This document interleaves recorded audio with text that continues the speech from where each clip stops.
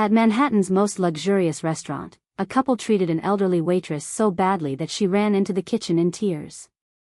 But 24 hours later, the same couple would experience the biggest regret of their lives when they learned her true identity. At Le Bernardin restaurant in the heart of Manhattan, with its stunning glass windows offering stunning views of Central Park, the usual discerning clientele was enjoying their meals in a sophisticated atmosphere. Under crystal chandeliers, white-clothed tables, and the melody of silverware perfectly embodied New York's elite lifestyle. With its Michelin star prestige and an average price per customer of $200, the restaurant was one of the city's most expensive establishments. Richard Blackstone and his wife, Victoria, sat at the best table in the corner. Richard's Wall Street hedge fund firm had made record profits that year, and they were celebrating. Victoria's diamond necklace dazzled in the dim light, while Richard's Swiss Patek Philippe watch gleamed with the movement of his wrist. Both were in their late 40s and enjoyed luxury in every aspect of their lives. "Everything has to be perfect tonight," Richard said, browsing the menu. "The agreement we're signing with Johnson will take my company to the next level. We're managing a $50 million portfolio." Victoria nodded and looked around. She was examining the clothes and jewelry of the customers at the other tables. "Of course it will be perfect. We always get excellent service here. We were here last month, too, and the service was excellent." Richard raised a champagne glass. "Victoria, my successful wife. You're breaking real estate records this year." Victoria smiled proudly. "I sold 3 large houses in Manhattan this month. Each for over $5 million. We're a truly successful couple, Richard." That's when 67-year-old Margaret Sullivan approached their table. Margaret's hair was silvery white and pulled back in gentle strokes. The wrinkles on her face told stories of her years. With notepad and pen in hand, she stood ready to take customers' orders. Her black waitress uniform was clean and pressed, but slightly faded from years of use. As she prepared the orders, Margaret wondered how she had ever been compelled to do this job. She had been a professor at Columbia University for 40 years. She had taught Shakespeare, Hemingway, and Steinbeck to thousands of students. But after her husband, Robert, was diagnosed with cancer, everything changed. Robert's treatment lasted 2 years. The best doctors, the most expensive drugs, experimental treatments.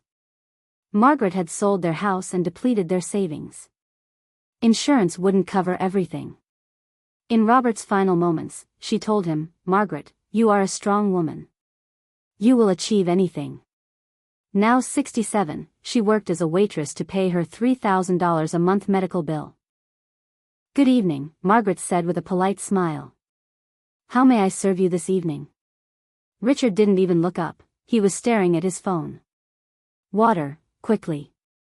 And I'd like a bottle of your most expensive wine on the menu. Do you have Dom Perignon 2010? Margaret made a note. "Yes, sir, Dom Perignon 2010 is available. $450.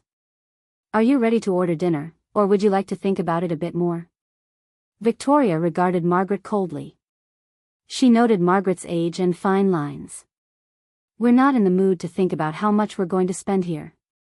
Money isn't an issue. Just take our order." Margaret's smile faded slightly, but she remained professional. "Of course, ma'am. What would you like?" Richard slammed the menu down on the table. "Lobster thermidor and Wagyu steak. The most expensive." "What would you like, Victoria?" Victoria spoke without looking at Margaret. "Truffle risotto. And waiter, I want the plates to arrive piping hot." The service was terrible last time at another restaurant. Margaret's eyebrows furrowed slightly. "I'm sorry, ma'am, but I don't recall serving you before. Is this your first time at this restaurant?" "You don't need to remember," Victoria said sharply. "You waiters are all the same. Just do your job and don't bother us." Margaret's expression changed, but she remained silent. She took the order and headed for the kitchen. In the kitchen, Chef Antoine noticed Margaret's sad expression. "Margaret, is everything okay?" Margaret smiled weakly. "Just the difficult customers, Antoine. I'm used to it. You're the kindest waiter here, Margaret. The customers love you. The old lady at table 12 asked about you this morning too. When the food was ready, Margaret took the orders to the table. She placed the lobster thermidor in front of Richard, the wagyu steak next to it, and the truffle risotto in front of Victoria. Enjoy your meal, Margaret said. Do you need anything else? Richard tasted a piece of lobster and grimaced. The food was excellent, but Richard had been having a bad day this morning. He'd had a problem with an investor at the company. What the hell is this? The lobster is cold. What kind of service is this? Margaret was taken aback. The food was piping hot when it came out of the kitchen. I'm so sorry, sir. I'll replace it right away. Replacing it isn't enough. Richard shouted, his voice breaking the silence of the restaurant. What kind of service is this? We pay a fortune here. How old are you? Are you old enough to do this job? Surrounding tables began to stare at them. Other customers looked uneasy. Margaret's hand was shaking. Sir, please calm down. I'll fix it right away. Let me speak to the chef. Victoria intervened, raising her voice. Do you expect us to calm down? You can't do anything right. It's wrong for such old people to work here. You're not fit for this fancy restaurant. Margaret's eyes welled with tears. She could feel the stares coming from the surrounding tables. Madam, please.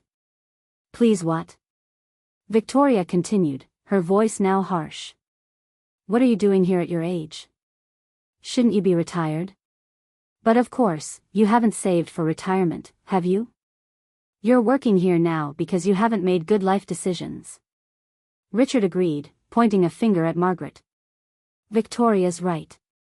You're just a waitress, and you're not on the same level as successful customers like us. You seem to be forgetting that. Our tips are more than your daily wages. Margaret's tears began to stream down her cheeks. She couldn't find the words. In her 40-year academic career, no one had ever spoken to her like that. Crying? Victoria asked sarcastically. What's this, unprofessional? Don't make any drama here. Call your manager. We want this woman out of here. John, the elderly gentleman at table 6, stood up when he heard the news. Excuse me, but there's no reason for you to treat this lady like this. You're being rude. Richard turned. This isn't your business. Mind your own business.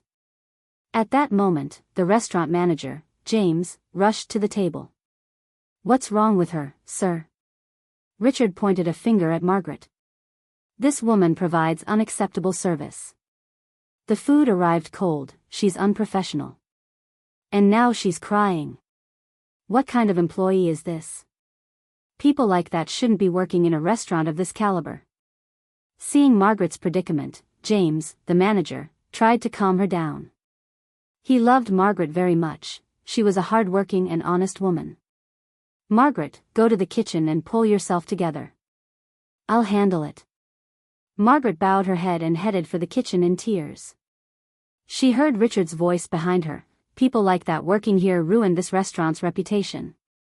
They should be in a retirement home, not here. In the kitchen, Margaret retreated to a corner, away from the other staff. She covered her face with her hands and wept silently. Chef Antoine came to her. Margaret, what happened? What did those customers do to you? Margaret raised her head. Antoine, I'm just trying to do my job. I've never harmed anyone. Why are they acting like this? Because they're bad people, Margaret. You're the most valuable employee here. Most of the customers love you very much. The other waiters approached Margaret. Maria, a young Mexican waitress, said, Margaret, they're wrong. You help us so much, you teach us English. You're a very valuable person. James came into the kitchen and sat next to Margaret. Margaret, don't pay attention to them. Unfortunately, there are people like that. But you're very well liked here. Margaret wiped her eyes. James, I'm just trying to do my job. I don't deserve to be treated like this at my age. Of course you don't, James said. If you want, another waiter can handle that table. No, James.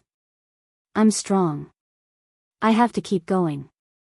I need this job so bad. That night, when Margaret returned home, she stared at her husband's photograph in her small apartment. On the walls were his awards from Columbia, his diploma, and photos of him with his students. Robert, she whispered, it's so hard sometimes. I miss you so much. If it weren't for you, we wouldn't be in this situation. Margaret recalled her memories of Robert. How they'd met, their marriage, the happy years they'd spent together. Robert had also worked at Columbia, a mathematics professor. Both were respected figures in the academic world. They held book club meetings in their home, and he'd come to visit his students. Now everything had changed. The next morning, Richard was in his office when his secretary, Sarah, walked in excitedly. Mr. Blackstone, there's a big internet buzz about that restaurant you went to last night. Richard frowned. What buzz, Sarah? Sarah handed Richard the phone. The hashtag LeBernardin scandal was trending on social media. Someone had secretly recorded the events of that night and shared them. The video had gone viral, and the comments were full of harsh criticism of Richard and Victoria. How could they treat that woman like that? Wealth doesn't bring character. Shame on that old woman. People like that should be ostracized. Richard panicked. Sarah, how many people have watched this video? 2 million people, secret. And it's going viral. Richard's phone started ringing. Clients, business partners were calling. Everyone had seen the video. But the real shock came that afternoon. Richard's friend Michael from Harvard called. Richard, is that video on social media yours? I didn't recognize you. Michael, you're exaggerating. A waitress service was terrible, and we reacted. Richard, Michael's voice became serious. Do you know who that waitress is? Richard was taken aback. What do you mean, Michael? She's just an old waitress. No, Richard. That woman is Margaret Sullivan. She was one of Columbia University's most renowned professors of American literature. She taught thousands of students for 40 years. She was my teacher before Harvard. She was one of the most respected academics. Richard's jaw dropped. What do you mean? Michael continued. Margaret Sullivan is the author of American Dreams in Literature. That book is a university textbook. Her husband, Robert, was a mathematician. They were both very respected people. Richard froze, holding the phone. There's more, Michael said. Robert succumbed to cancer last year. The medical bills were prohibitive. Margaret sold all her savings, their house, to pay for her husband's treatment. Now she works as a waitress to pay off the medical bills. Richard's world was falling apart. Richard, you treated one of America's most respected literature professors disgracefully last night. Margaret Sullivan was nominated for a Pulitzer Prize. That woman you criticized may be the author of the literature books you used to read. That night, she told Victoria everything. Victoria was shocked. That's impossible, Richard. She was just a waitress. She couldn't be that important. Victoria, I thought so too. But I looked into it. Margaret Sullivan is a truly famous academic. I've seen her photos, she's the same woman. We've made a big mistake. Victoria covered her face. Richard, what are we going to do now? Everyone's talking about us. My clients are calling, canceling. You could lose business too. Richard's phone rang again. This time, it was his partner, Williams. Richard, this video thing is serious. The board is worried. You're tarnishing the company's image. We're going to have a meeting. The next day, Richard called James, the restaurant manager. Mr. James, can I speak to Margaret Sullivan? James hesitated. Mr. Blackstone, Margaret has been very upset since last night. The customers' reactions have affected her greatly. She might not want to talk to you. Please, Richard said. I want to apologize to her. I understand we've made a huge mistake. So you found out who Margaret is? Yes. And I'm so ashamed. Please tell her, I just want to apologize. James spoke to Margaret. Margaret initially refused, but then agreed. That evening, Richard and Victoria went to Le Bernardin. They waited for Margaret to finish her shift. When Margaret left, Richard stood up. Professor Sullivan. Margaret stopped and recognized them. There was no anger or resentment on her face, just a deep weariness. Sir, she said calmly. Richard's eyes welled with tears. Professor Sullivan, what we did to you last night is unforgivable. We didn't know who you were. But that's no excuse. Margaret nodded. It wouldn't have made any difference if you knew who I was, Mr. Blackstone. Everyone deserves respect. No matter their profession, no matter their situation. Victoria stepped forward, her eyes filled with tears. Professor Sullivan, you're right. We were very wrong. No human being should be treated this way. We apologize. Margaret looked at them for a long time. Is an apology enough? For 40 years, I taught young people respect, empathy, and human dignity. People your age were my students too. But I see some lessons haven't been learned. Richard bowed his head.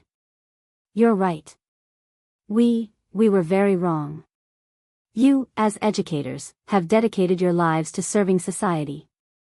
I know you're rich, Margaret said. But wealth doesn't give you the right to look down on others. I have to work here because my husband has debts. But that doesn't diminish my value, my dignity. Victoria began to cry. Professor Sullivan, we are so sorry. How can we make amends? What can we do? Margaret considered. She could see they were truly remorseful. You can do anything if you want. Contribute to the Robert Sullivan Scholarship Fund, which I've established in my husband's name. So that poor students can go to college. Robert taught math, and we had this dream together.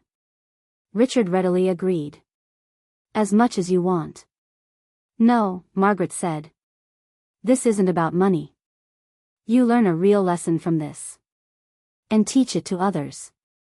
Every person is valuable. Rich or poor, young or old.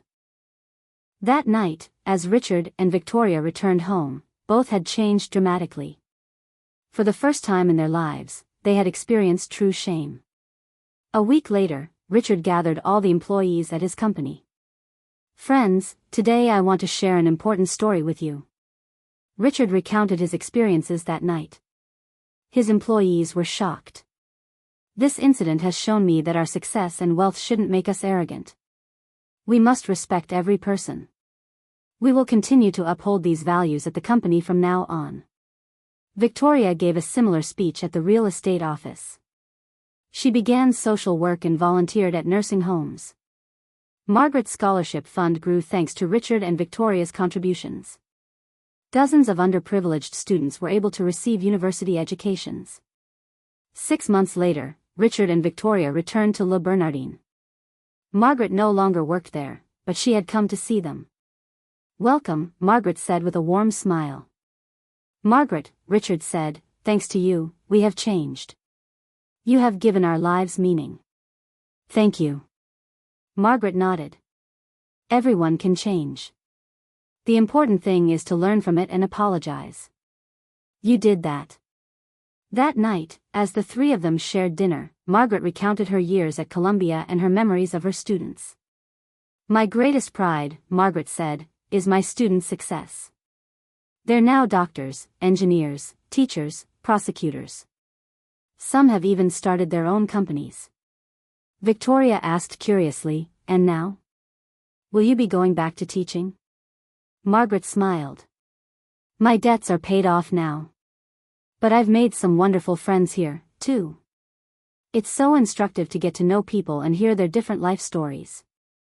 Now I volunteer my English lessons at retirement homes. You are truly a special person, Richard said. You've been patient with us, you've forgiven us. At the end of the evening, Richard handed Margaret an envelope. What's this? Margaret asked. A donation to Columbia, Richard said. In your name, to the literature department. For future generations of students. Margaret couldn't hold back her tears. That's too much.